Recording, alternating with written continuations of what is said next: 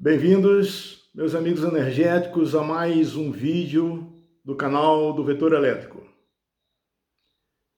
Estamos dando continuação aos nossos assuntos sobre recursos energéticos. Nos vídeos anteriores, entre outras coisas, nós vimos os recursos energéticos renováveis. Hoje, nós vamos então transpor esta fase e vamos entrar em recursos energéticos não renováveis. Não esqueçam de contribuir para que esse canal continue funcionando. Participem sempre com likes, compartilhamento, inscrições, comentários. Faça com que esse canal continue o seu trabalho de divulgação. Hoje nós temos então recursos energéticos não renováveis. E são o quê? Aliás, os recursos energéticos renováveis que nós vimos são aqueles que a natureza repõe para que as gerações atual e futura continuem usando em seu benefício, em benefício da humanidade. Podemos citar aqui como exemplo a água, a energia eólica, a energia dos ventos, a energia do sol, não é? A biomassa. Enfim, a lenha pode ser renovável desde que a gente faça o replantio, não é isso? A renovação das florestas. É possível o homem fazer isso. Os recursos energéticos não renováveis são aqueles que a natureza não recoloca em tempo viável para que sejam utilizados por várias gerações futuras. Ou seja, são recursos naturais ou recursos energéticos finitos. Eles têm prazo para acabar. Infelizmente, a matriz energética mundial é baseada principalmente em recursos energéticos não renováveis. O Brasil, a sua matriz energética, pelo menos de eletricidade, é baseada em recurso energético renovável, a água, o sol e o vento, principalmente a água. A nossa matriz é limpa. A matriz energética mundial, infelizmente, é chamada de uma matriz suja. Por que suja? Primeiro, porque utiliza recursos energéticos finitos, não renováveis, e recursos energéticos que emitem poluição, emitem gases que prejudicam a camada de ozônio, que causam o efeito estufa, ou melhor, o efeito estufa em si é um fenômeno benéfico para que se mantenha a temperatura do planeta. Entretanto, a concentração de gases poluentes na atmosfera aumenta o efeito estufa e, por conseguinte, aumenta a temperatura, que pode ocasionar mudanças climáticas na Terra, principalmente o derretimento das calotas polares. O que ocorrerá com o derretimento das calotas polares? Aumento do nível dos mares, certo?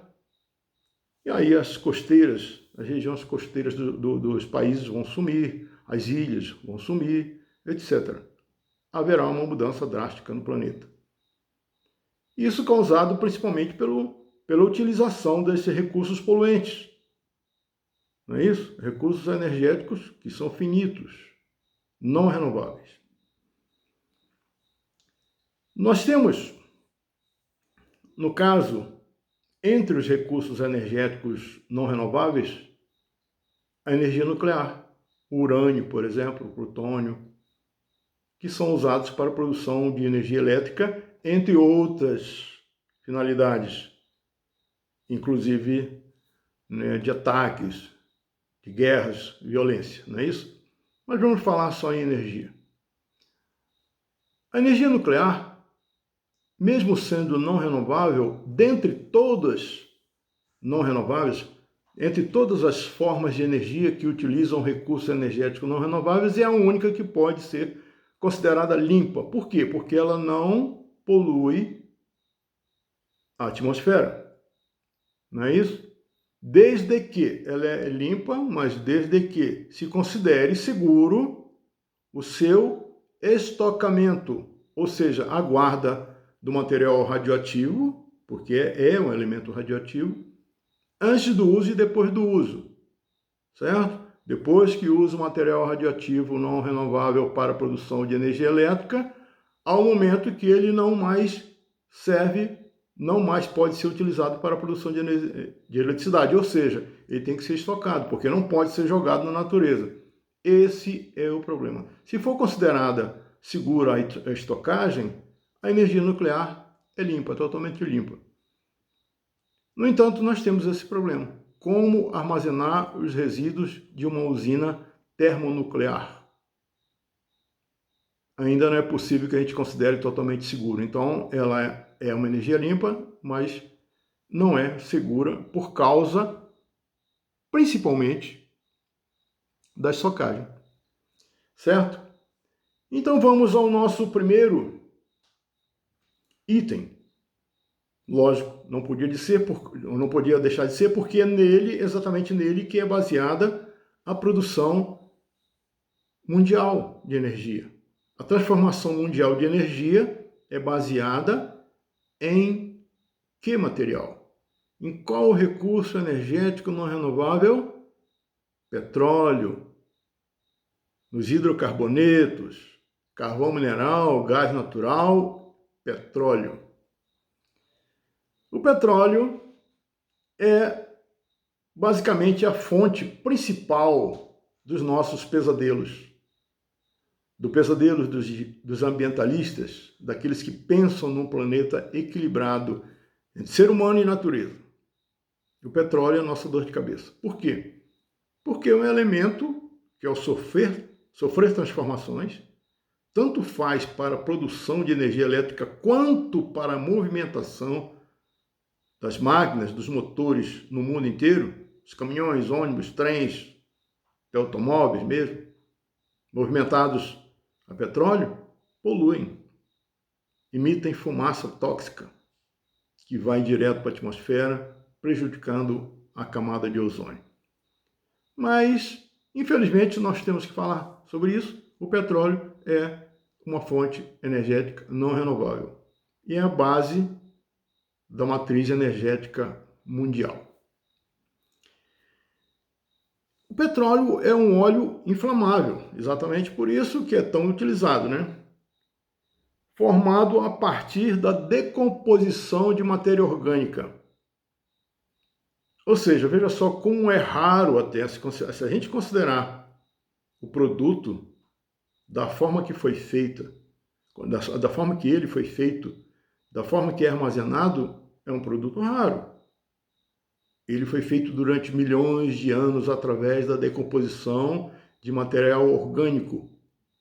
E aí entra o material animal e o material vegetal, que sob certas condições de pressão e localização de umidade ou falta dela, se transformou nesse óleo normalmente escuro, viscoso e com cheiro característico.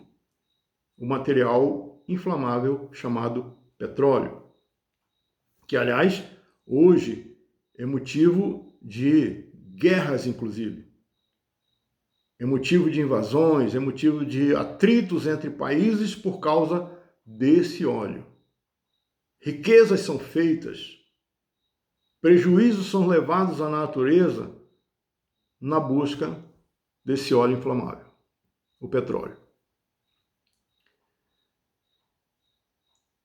O petróleo é encontrado apenas em terreno sedimentar. Como eu falei para vocês, que ele foi feito durante milhões de anos, a decomposição de material orgânico, né, em determinadas condições. E uma delas é exatamente o solo ou o local sedimentar.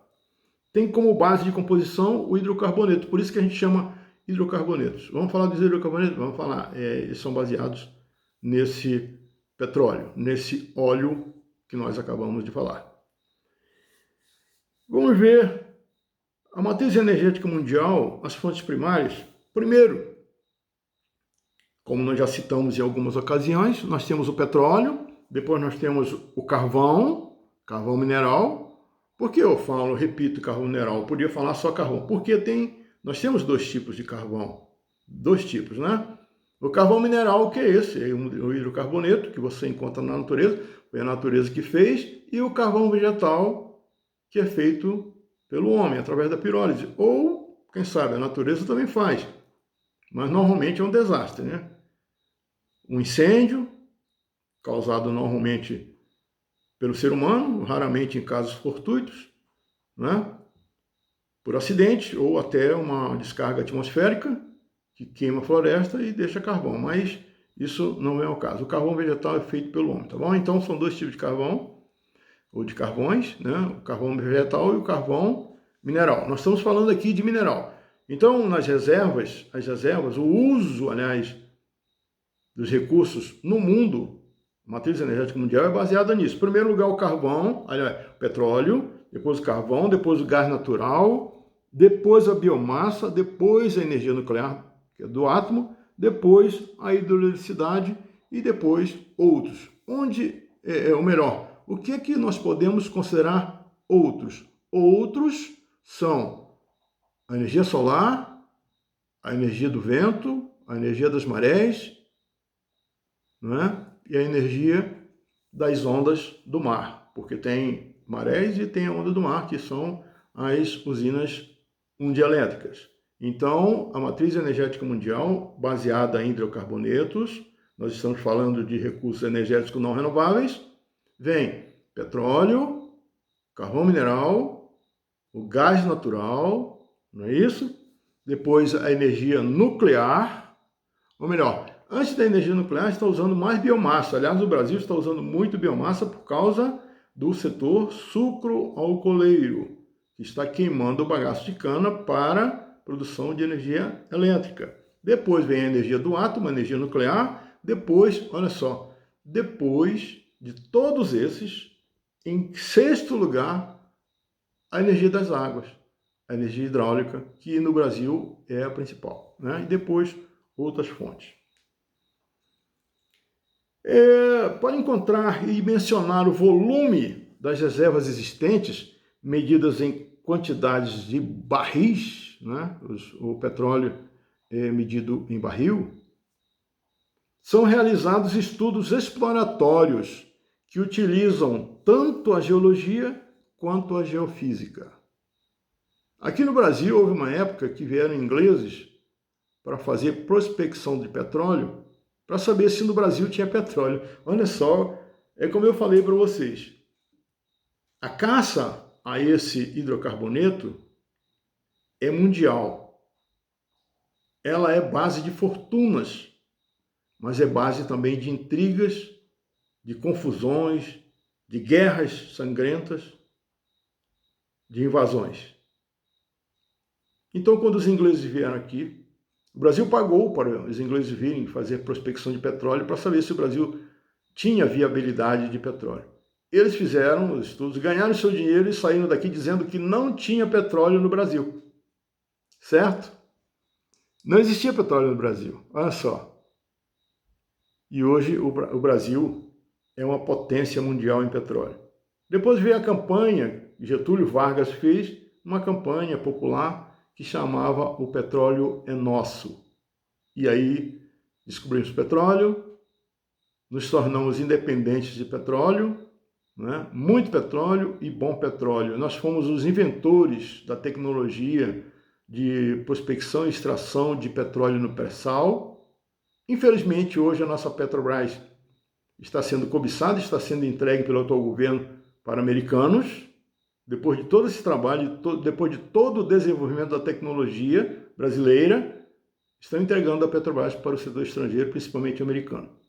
Mas o petróleo é nosso, isso tudo depende de nós. E é um recurso energético não renovável, entre outros que nós vamos ver. Tá certo? Então nós ficamos hoje por aqui com o primeiro recurso energético não renovável, petróleo. O hidrocarboneto feito pela decomposição de material orgânico ao longo dos anos. Vocês foram bem-vindos hoje e serão bem-vindos sempre. Eu aguardo vocês no próximo vídeo do canal do Vetor Elétrico. Até lá e sejam bem-vindos sempre.